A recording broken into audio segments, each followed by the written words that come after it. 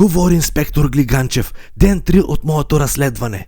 Продължавам да търся кой е откраднал розовите чорапи на лисицата Кифла.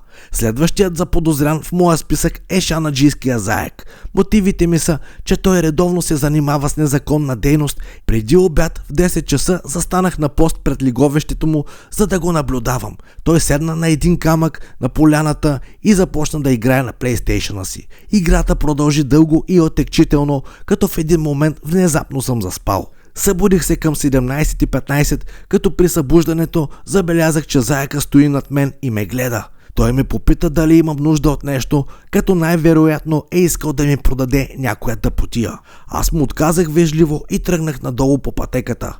След това се наложи да приключа с разследването, тъй като беше обявен старта на сезона за лов на дива свиня, за което ще се наложи да се покрия за неопределен период от време. Край на записа.